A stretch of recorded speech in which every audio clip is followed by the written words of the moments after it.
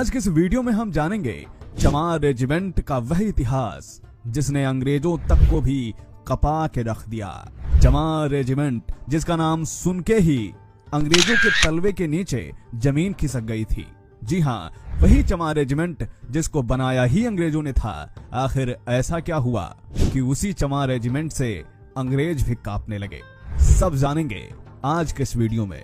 जी हाँ, चमार रेजिमेंट पहले हुआ करती थी और सिर्फ चमार रेजिमेंट मात्र एक रेजिमेंट नहीं थी, बल्कि उसका ऐसा गौरवशाली इतिहास रहा है जिसने ब्रिटेन के अंग्रेजों तक को भी हिला कर रख दिया था।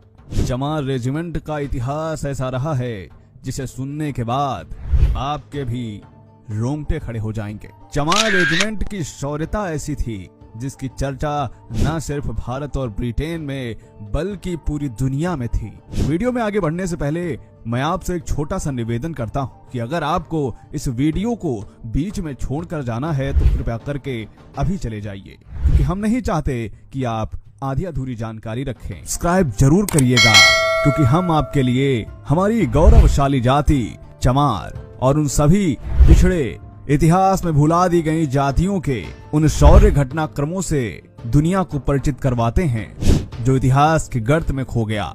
चलिए शुरू करते हैं आज का वीडियो। द्वितीय विश्व युद्ध का समय था। पूरी दुनिया दो भागों में बटी हुई थी और ये दोनों अपनी पूरी ताकत के साथ इस युद्ध में जूझ रहे थे। उस समय भारत में ब्रिटिश शासन था जो जापान देश के विरुद्ध था। जापान और ब्रिटेन में एक दूसरे के खिलाफ नफरत भरी पड़ी थी। दोनों में कट्टर जंग छिड़ी हुई थी। इसी बीच जापानी फौजों ने भारत पर हमला बोल दिया। जापानी फौजें भारत में नागालैंड तक घुस आई थी और उन्होंने कोहिमा पर अपना कब्जा जमा लिया था। जापान की सेनाएं लगातार तेजी से सब कुछ ध्वस्त करते हुए आगे बढ़ रही थी। यह इस महायुद्ध का एक टर्निंग पॉइंट था।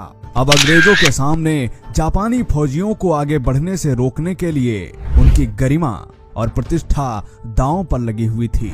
अंग्रेजों को समझ नहीं आ रहा था कि अब वह करें तो करें क्या। ऐसी परिस्थितियों में अंग्रेजों ने 1 मार्च 1943 को एक रेजिमेंट बनाने की घोषणा की जिसका नाम था चमार रेजिमेंट। इन चमार रेजिमेंट के सिपाहियों को लड़ने के लिए ट्रेनिंग दी गई और जापानी फौजियों से भिड़ने के लिए चमार रेजिमेंट को नागालैंड में लगाया गया।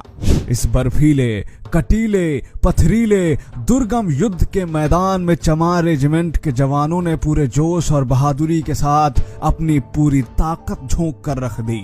चमार रेजिमेंट के बहादुर सिपाहियों ने जापान के फौजियों का मनोबल ध्वस्त कर दिया था। जापानी फौज में हाहाकार मची हुई थी।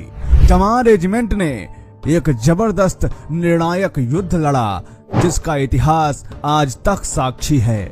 चमार रेजिमेंट के इन सिपाहियों ने दुश्मन की जापानी फौजियों के 7,000 जवानों को मार गिराया और तो और 31 मई 1944 को अपने मृतक जवानों की लाशें एवं हथियार छोड़कर कायरों की भांति रात के अंधेरे में जापानी सैनिकों को मैदान छोड़कर भागने पर विवश कर दिया। इस प्रतिष्ठापूर्ण युद्ध में चमार रेजिमेंट के 917 बहादुर जवान भी शहीद हुए, जिनके नाम कोहिमा में बने शहीद स्मारक पर आज भी अंकित हैं। 31 मई 1944 का दिन विश्व के इतिहास में एक यादगार के रूप में सदैव के लिए अंकित हो गया। भारत के बहादुर चमार रेजिमेंट ने इस दिन कोहिमा को फतेह कर लिया था। 31 मई 1944 को जापानी फौज के मेजर जनरल साटो ने मैदान छोड़ने से पहले अपने आदेश में लिखा था कि हम 2 महीने तक अपने पूरे साहस और लगन के साथ यह लड़ाई लड़ते रहे। अब हम दुखद आंसू बहाने के बजाय कोहिमा को छोड़ रहे हैं। इसी रेजिमेंट के द्वारा उसके बाद बर्मा और रंगून को भी फतेह किया गया था। द्वितीय विश्व युद्ध की समाप्ति के बाद उस समय का सर्वश्रेष्ठ अवार्ड चमार रेजिमेंट को दिया गया था, जिसका नाम था the battle honour of Kohima. लेकिन इसके बाद एक ऐसा टर्निंग पॉइंट आया जिसने अंग्रेजों के भी होश उड़ाकर रख दिए। 18 अगस्त 1945 को यह खबर आई कि नेताजी सुभाष चंद्र बोस की हवाई दुर्घटना में मृत्यु हो गई है, जिसके बाद आजाद हिंद फौज के जवान तितर बितर हो गए। और जैसे ही यह खबर अंग्रेजों को लगी, अंग्रेजों ने आजाद हिंद फौज के जवानों को बर्मा के रंगून में गिरफ्तार करने के लिए चमार रेजिमेंट को लगा दिया।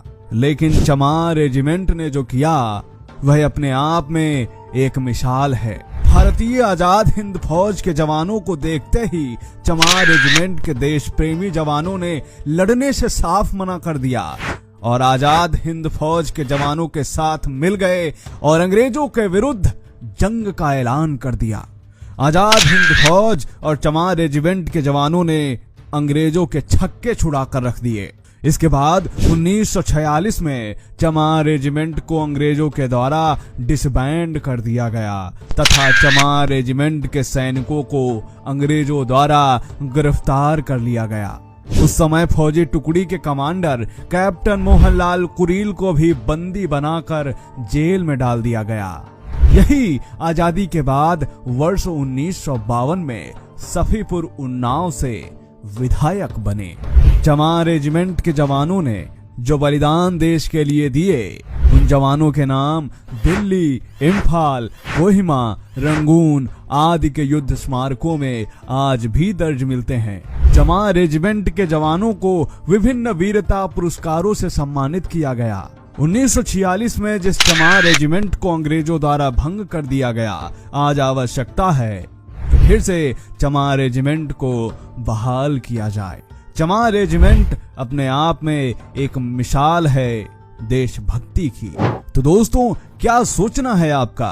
क्या चमार रेजिमेंट फिर से बहाल होनी चाहिए या नहीं? क्या सोचना है आपका चमार रेजिमेंट के बारे में? कमेंट जरूर करें।